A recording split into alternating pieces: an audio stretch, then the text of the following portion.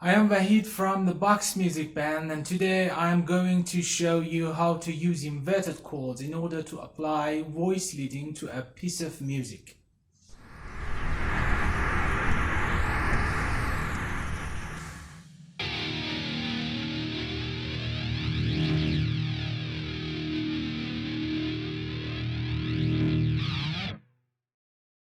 As you know, voice leading is a very vast and complicated subject in music harmony, and I don't intend to cover all the aspects of this subject.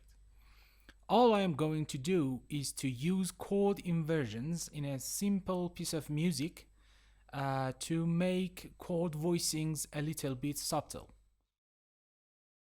As you can see here, we have got a line for melody and a line for chords under it. And we have put the names of the chords on the notes here. I have to mention that these two lines are not left and right hand of piano. It's just a line of melody and a line of chords. So this is not the double line for grand piano. Well, we are going to listen to this piece of music, the melody line and the chord lines together, then use chord inversions to apply voice leading to these chords so that we can have a chord progression with less leaps between the chords and the progression which moves in a more subtle way.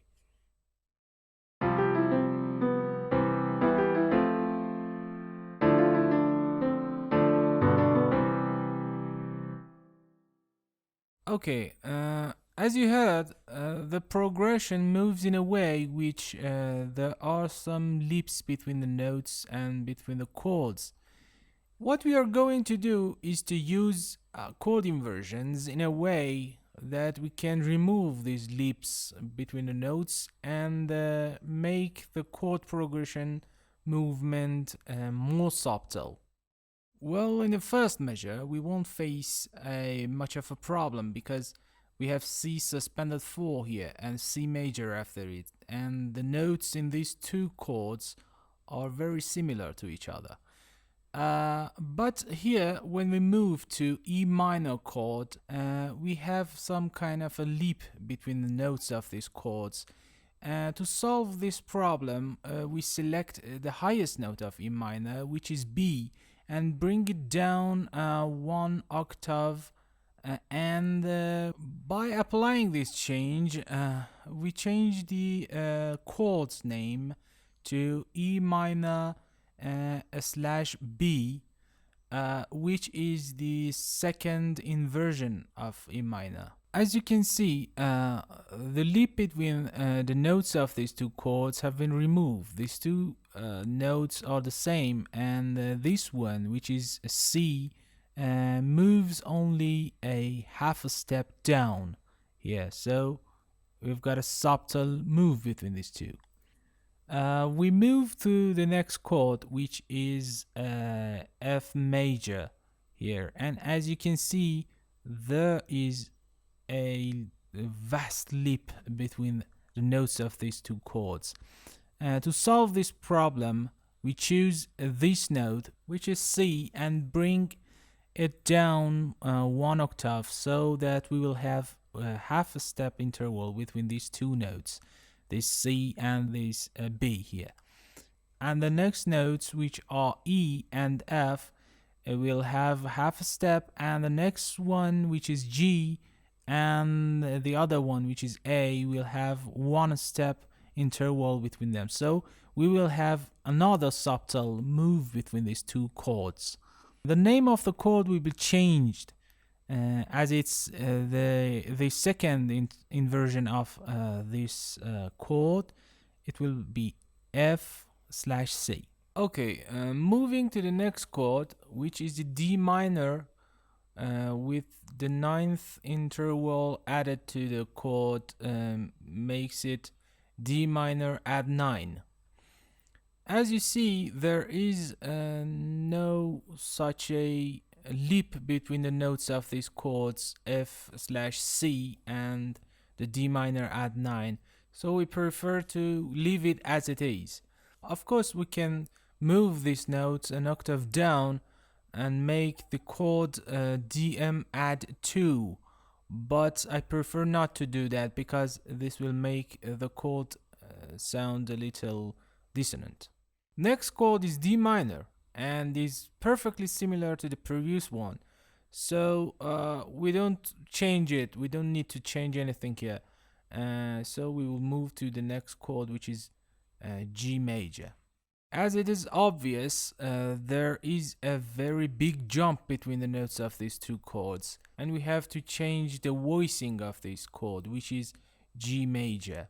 All we have to do is to change the order of these notes in a way that we remove that leap between these two chords. We move the G note from here one octave up, and also the B note will be moved one octave up. And now you see the movement between these two chords is more subtle. We have D note here and also the D note in the base of the G chord here too. So we don't have any problem. The next note is F, and moving to G here is just one step. And of course here from E to B is just one step too.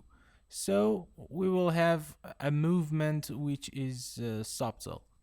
The name of the chord should also be changed to G/D, which is the second inversion of the G chord. And finally, the last chord, which is C major. Here we have that annoying leap between these two chords again, and we have to use the inversion of the C major chord to remove this leap. We select the C note here and move it one octave up here. The G note is similar in these two chords and there is no problem here. We have D note here which moves to E and it is just one step. The G doesn't have any movement, and here we have a half a step interval between these two notes. This chord will be the first inversion of C major, which calls a C/E. Right. By applying these changes to these chords and by using chord inversions, we removed the leap and jumps between these chords and caused the chords to move more subtle in this progression. Now we will listen to these changes that we have made to this piece and compare it with the first form to see what we can achieve by using chord inversions to apply voice leading.